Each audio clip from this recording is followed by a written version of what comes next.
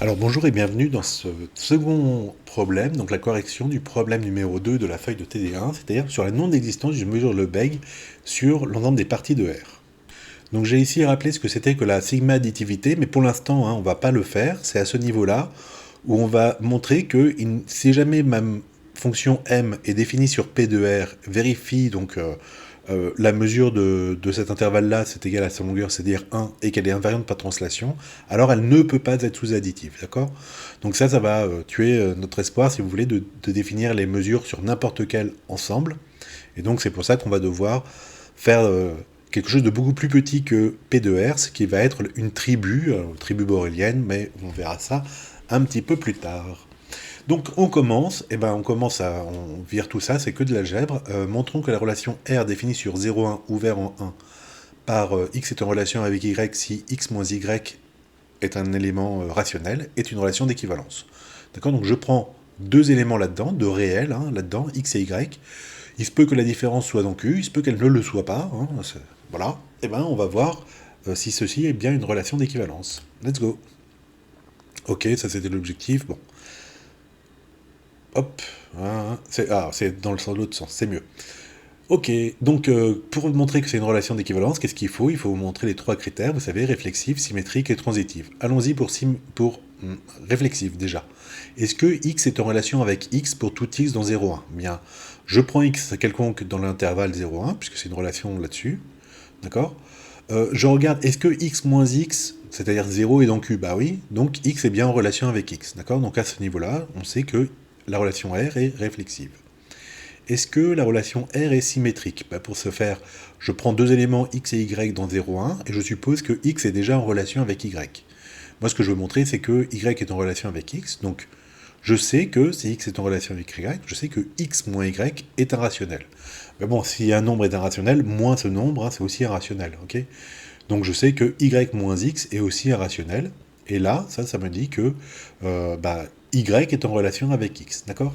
Alors notez bien que à la base, je ne sais pas qu'elle est symétrique, et donc quand c'est x et y, d'accord? Machin à gauche, il est là, machin à gauche, machin à droite, il est là, d'accord? Donc à ce niveau-là, il faut bien comprendre que pour l'instant, ça se passe comme ça, ok? Imaginez que ce soit non commutatif, par exemple la soustraction ne l'est pas, d'accord? Mais bon, ça peut être rond, ça peut être plein de trucs, d'accord? Donc faites attention à ça. Symétrique. Et donc la troisième, c'est transitive. Bon, c'est pas très compliqué. Je vais prendre trois éléments, x, y, z, toujours dans 0,1. Et je vais supposer que x est en relation avec y et que y est en relation avec z. Alors, petite remarque, il se peut très bien qu'il n'y ait pas trois éléments différents. Il se peut qu'il n'y ait qu'un seul élément, mais en ce cas, c'est pas grave. Je suppose qu'il y en a trois, et puis on va voir, on doit démontrer ça. Alors si x est en relation avec y, ça veut dire que x moins y est dans Q, et si y est en relation avec z, ça veut dire que y moins z est aussi dans Q. Alors c'est toujours Q des rationnels, je sais pas pourquoi il est sorti comme ça, tant pis. Ok, qu'est-ce que je fais? Je fais la somme des deux, d'accord? On sait que les rationnels, puisque ça et ça sont des rationnels, la somme des deux est un rationnel, d'accord? Alors, pour paraître intelligent, je vais dire que Q est stable par l'addition, et donc on en déduit que la somme de ces deux trucs, c'est dans Q.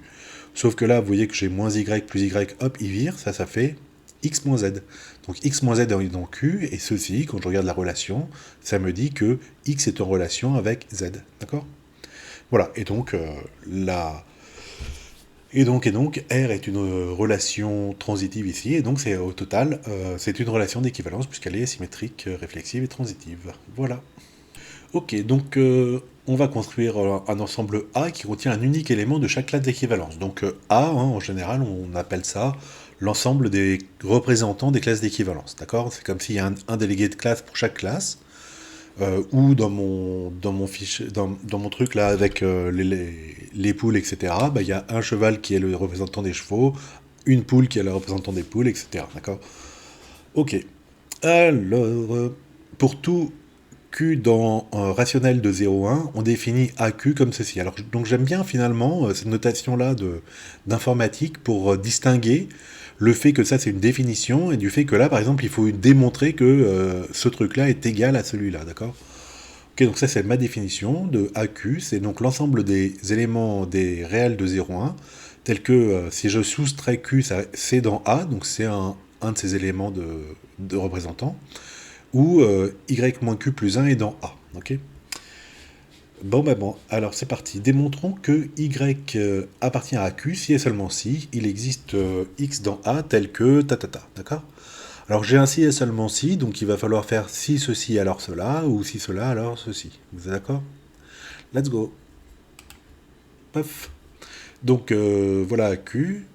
Alors donc je pars de Y dans AQ. Donc par définition, puisque AQ je sais seulement que c'est ça, hein, euh, donc il existe un X dans A tel que y moins q soit égal à ce x là, ou c'est y moins q plus 1 qui est égal à ce x là. Vous êtes d'accord? Parce que c'est un élément, euh, il est dans A, donc il existe un, voilà, je l'appelle petit x, d'accord? Cet élément. Ok. Alors moi, il faut que je l'écrive comme ça, hein, d'accord? Ok? Il existe x dans A, c'est déjà bien parti, parce que j'ai déjà mon x dans A, tel que y soit égal à x plus q. Alors y est égal à x, hop, plus q c'est bon, ou y est égal à x plus q moins 1. C'est bon, c'est fini, d'accord? Donc on fait passer de l'autre côté, ce qui est équivalent à ceci, d'accord? Et donc si j'ai ça, alors il existe un x tel que ceci, d'accord? Réciproquement, qu'est-ce que je fais? Je suppose qu'il existe un x dans A tel que ce y, donc j'ai un y dans 0,1, tel que ce y, il s'écrive x plus q, ou y est égal à x plus q moins 1, d'accord? Donc l'un ou l'autre, ok? Et donc il faut que je démontre que ce y-là appartient à AQ.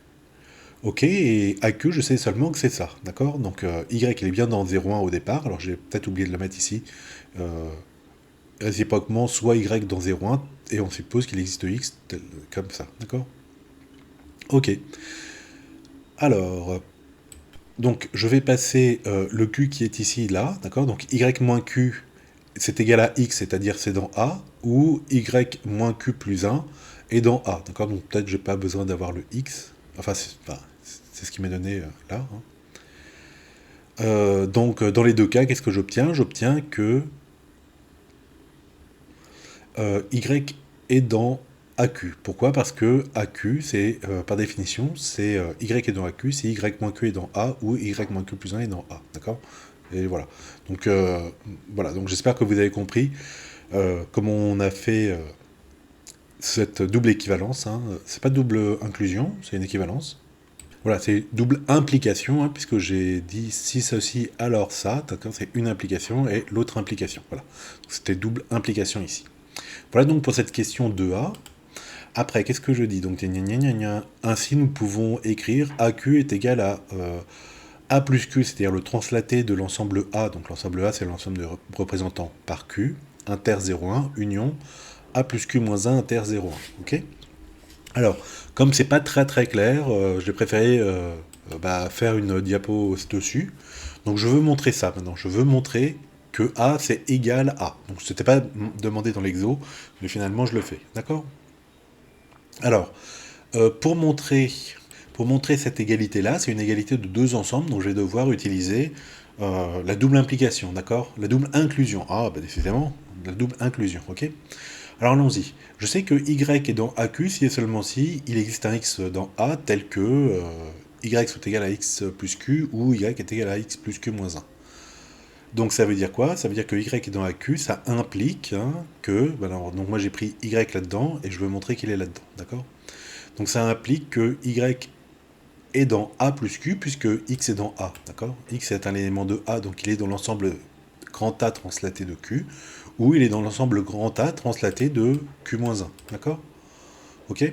Mais comme à chaque fois, le Y là, c'est aussi un élément de 0,1, donc j'ai nécessairement que Y, il appartient à ça inter 0,1, puisque A, c'est un ensemble de... D'accord? Grand A, il est dans 0,1, mais quand je translate de Q, si ça se trouve, il va dépasser d'un côté ou de l'autre, hein. Peut-être que les Q sont négatifs. Enfin, non, ils sont dans 0,1, mais... Donc il pourrait dépasser à droite, ok? Voilà, donc forcément, Y, il est là-dedans ou là-dedans, ok? Pour le ou, d'accord? Soit Y est de cette forme-là, soit il est de cette forme-là, mais comme de toute façon, il est dans 0,1, donc il est dans cet ensemble-là inter 0,1 ou cet ensemble-là inter 0,1, ok? Puis vous savez bien que le ou au niveau français, ça se transforme en union dans théorie des ensembles, et donc on a que AQ est bien inclus dans le translaté de A inter 0,1, union, le translaté de A par Q-1 cette fois-ci, inter 0,1. Voilà.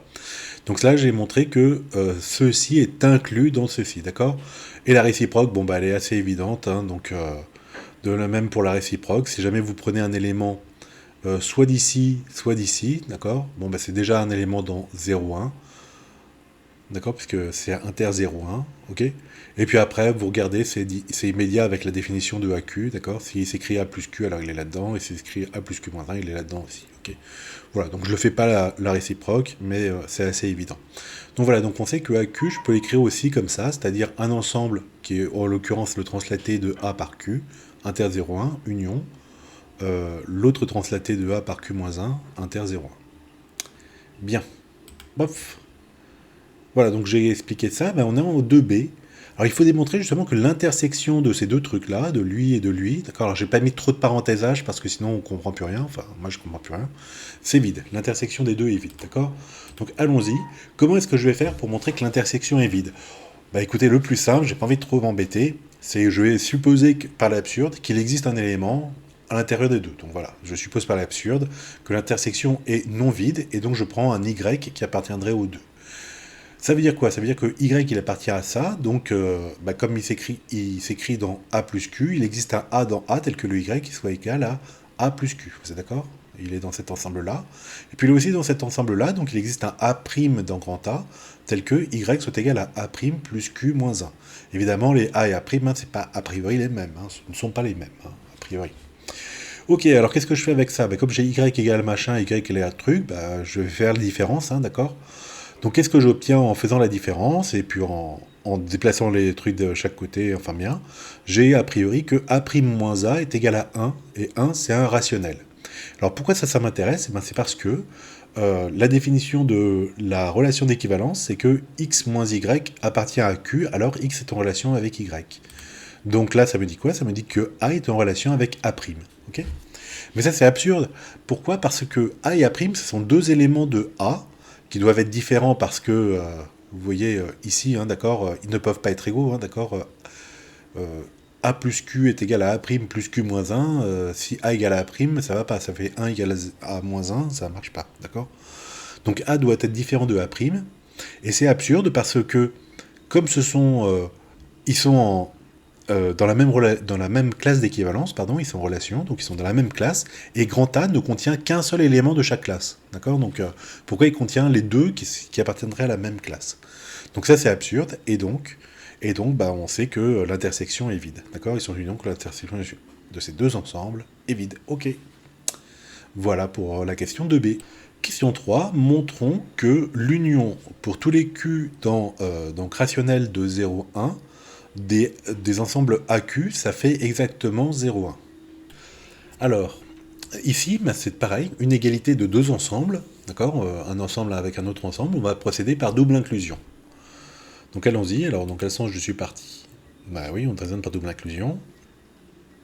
Ok, donc je pars comme ça. Euh, D'accord. Donc cette inclusion-là, oui, bah, c'est sûr, elle est évidente. Pourquoi? Parce que, alors, pour montrer que cette union-là est incluse là-dedans, il faut montrer quoi? Il faut montrer que chacun des AQ est inclus là-dedans. D'accord? Comme ça, l'union sort là-dedans. Ok? Et pourquoi chacun des AQ est là-dedans? Bah, parce que, en fait, c'est dans la définition, quoi. D'accord? Vous voyez que les AQ, c'est l'ensemble des Y de 0,1. Donc AQ est inclus pour tout Q hein, dans ça, rationnel de 0,1. AQ est inclus dans 0,1. Ok? Donc si chacun des AQ est inclus dans 0,1, l'union est inclus aussi dans 0,1, et donc ma première inclusion est gagnée. Deuxième inclusion, bah maintenant je vais considérer un élément Y de 0,1, d'accord? Et je dois montrer qu'il existe un Q tel que ce Y-là est là-dedans. Alors il y en a peut-être plusieurs, mais en fait non, parce qu'on sait qu'ils sont 2 à 2 disjoints. Ok. Alors, si Y est dans 0,1, comme on a vu hein, ici, on a mis A contenant un unique élément de chaque classe d'équivalence. D'accord? Donc Y, il n'est peut-être pas dans A, mais il existe un élément. Donc soit A, le représentant de la classe d'équivalence de R. C'est-à-dire que A et Y sont en relation par R, d'accord? Et que le A, c'est lui que j'ai choisi pour représenter la classe de Y. Ok? Donc ça veut dire évidemment que A est en relation avec Y, c'est-à-dire que Y moins A est dans Q. Alors, Là, ici, il faut que je passe à AQ. Alors, on aurait envie de dire y moins a est égal à petit q, et puis de dire, bah, ça c'est bon, c'est dans AQ, d'accord? Parce que AQ, si vous vous rappelez la définition, elle est là, d'accord? Y moins Q appartient à A, ou Y moins Q plus 1 appartient à A, d'accord? Donc, voilà. Ok, donc on y est très très proche, mais voilà, je ne sais pas qui est le plus petit des deux. Je ne sais pas, d'accord? Est-ce que c'est A ou est-ce que c'est Y? Ok? Parce que là, si je dis est égal à Q, il faut quand même que mon petit Q, il soit dans... ce soit un rationnel, mais 2, 0, 1, ok? Alors, je fais ça bien. Donc, qu'est-ce que je sais? Je sais que Y et A, ils sont compris entre 0 et 1, tous les deux, d'accord? Donc, 0 large, 1 strict. Donc, Y moins A, c'est compris entre moins 1 et 1 strictement. Ce qui veut dire de deux choses l'une, soit Y moins A est positif, soit il est de la partie moins 1, 0, et auquel cas c'est Y moins A plus 1 qui est dans Q, donc toujours le rationnel, inter 0, 1. Ok? Voilà. Et donc, à chaque fois, il existe un rationnel de 0, 1 tel que Y moins A est égal à Q, ou c'est Y moins A plus 1 qui est égal à Q. Et là, on retombe bien sur la définition de AQ ici. Ok? Voilà, et donc on en déduit que ce Y-là appartient à AQ, d'où il appartient encore plus à l'union de tous les AQ pour quand Q décrit 0, 1 et par les rationnels, quoi. Ok? Voilà, donc là c'est un... Ici j'aurais pu mettre Q0, d'accord, pour dire que c'en est un particulier, et puis là c'est le générique, c'est à tous, quoi. Voilà, alors on en est là, c'est déjà pas mal, hein. Alors, pour l'instant, on n'a fait en fait que de l'algèbre, hein. Pour l'instant, on n'a pas fait encore d'analyse, et c'est là où ça va passer au niveau mesure. Donc, je vais considérer qu'il y a une fonction m qui est définie donc pour toute partie de R, à valeur toujours pareille pour les mesures dans R plus bar, hein, donc R plus positif, et j'ai le droit aussi d'avoir des mesures infinies, qu'elle vérifie donc m de 0,1 est égal à 1, c'est-à-dire qu'elle coïncide avec la longueur, et que m est invariante par translation. Alors, je veux montrer que pour tous les Q, les rationnels de 0, 1, la mesure de AQ, c'est la même chose que la mesure de A. Alors, allons-y. Donc, je sais que AQ, il s'écrit donc comme union de ces deux intervalles-là, et que ces deux intervalles, enfin, c'est pas du tout des intervalles, ces deux ensembles-là, et que ces deux ensembles sont disjoints. D'accord? Donc, la mesure de AQ, ça va être... alors, ça, c'est l'additivité. Alors c'est vrai que j'ai pas dit hein, l'additivité ici, mais bon, bref, la M de AQ, ça va être M de A plus, puisqu'ils sont disjoints, M de ce truc-là, ok? Donc, alors elle est additive, hein, on a déduit que M de AQ est égal à M de A plus Q inter ça, plus ça, ok? Voilà. Mais M est invariante par translation, c'est-à-dire que cet intervalle-là, je vais pouvoir le dire, au lieu que ce soit A plus Q moins 1 inter 0, 1, ça va être A plus Q inter, donc je vais le pousser de 1, 1, 2. Ok? Donc M invariante par translation, donc la mesure de AQ, ce serait la mesure de A plus Q inter 0, 1 plus la mesure de A plus Q inter 1, 2. Ok? Et comme ces deux-là sont disjoints, vous voyez, hein, inter 0 et inter 0,2, ils sont forcément disjoints, je vais réutiliser encore l'additivité de M pour dire que M, c'est A plus Q inter... hop, voilà. A plus Q inter 0,1 union 1,2, c'est-à-dire inter 0,2. D'accord? Voilà. Mais alors, A plus Q inter 0,2, A, on sait que c'est une partie de 0,1, Q, on sait que c'est un rationnel compris entre 0 et 1, donc de toute façon, tous ceux-là, ils sont dans 0,2. C'est-à-dire que, en fait, c'est pas M de A plus Q inter 0,2, c'est M de A plus Q. Ok? D'accord pour ça? Voilà, et donc j'ai que la mesure de AQ, c'est égal à la mesure du translaté de A par Q. Ok, mais comme M est donc invariante par translation, le translaté, bah, il a la même mesure que A. Et donc le M de AQ est égal à M de A. Ok, dernière question, on déduire que M n'est pas sigma additif. Alors c'est là, voilà. Donc il faut comprendre comment ça marche. Ok, donc sigma additive, en fait, on va regarder ces choses-là, d'accord? On va utiliser ça, c'est-à-dire on va dire, bah, supposons qu'elle soit sigma additive, M, c'est-à-dire que M de ça, c'est égal à M de ça, d'accord? Et donc ça vaut 1, ok? Voilà. Alors bah on va commencer comme ça, allons-y. Hop. Donc on sait que M de l'union pour tous les rationnels de 0,1 des AQ est égal à M de donc l'intervalle 0,1, c'est-à-dire 1. Et donc si jamais elle était sigma additive, qu'est-ce qu'on aurait? On aurait que eh ben, m de l'union de ces choses-là, c'est la somme des m de ceci. Alors, pour ce faire, hein, il faut montrer que si Q et Q' sont différents, AQ, inter AQ', sont disjoints. Donc égale vide, l'intersection, d'accord? Alors je ne l'ai pas fait ici, donc je vous laisse le faire un petit peu tout seul, ça. Donc montrer que quand on a deux AQ différents, donc AQ et AQ', alors l'intersection est vide, ok? Voilà, et donc ça me donnerait que la somme de tous ces trucs-là, des M de AQ, c'est égal à 1, mais on sait que tous les AQ ont pour mesure M de A, et donc ça me donne ça, d'accord? Seulement ça, c'est pas possible parce que M de A, c'est une constante. Alors comment je fais pour déduire que c'est pas possible? Bah, de deux choses l'une. Soit M de A, c'était 0. N'oubliez pas que la mesure, hein, c'est la valeur dans R plus étoile. R plus barre, pardon. Donc c'est-à-dire ça peut être 0, ça peut être 1, 2, 3, racine de 8, etc. Bref, si jamais c'est 0, bah, quand j'additionne des 0, ça fera jamais 1, d'accord? Ça ferait 0, d'accord? Donc c'est absurde, ça ne peut pas être 0. Mais sinon, si c'est un truc positif strictement, bah alors je l'appelle epsilon, mais il n'est pas forcément petit, hein, ça n'a pas de sens. Mais bref, si c'est positif, alors comme je fais une somme infinie, vous voyez que là, les rationnels de 0, 1, il y en a une infinité, d'accord? De ce truc tout petit, bah, ça me fait plus l'infini, d'accord? La somme précédente vaut plus l'infini. Et donc c'est aussi absurde. Et donc là, j'ai raisonné par disjonction des cas, parce que j'ai dit deux choses l'une, soit M de A vaut 0, soit M de A est strictement positif, et à chaque fois, ça me donne l'absurde, d'accord? Donc ça, c'est ce qu'on appelle la disjonction des cas.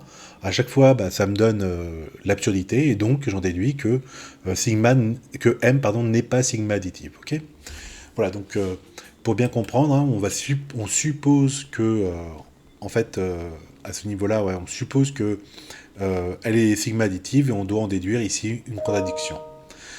Voilà, et puis bon, bah, pour la 5, je vous laisse le faire si vous voulez, d'accord? Voilà, c'est juste la généralisation de ça. Ça n'a pas un très très grand intérêt pour le cours, pour le suite du cours.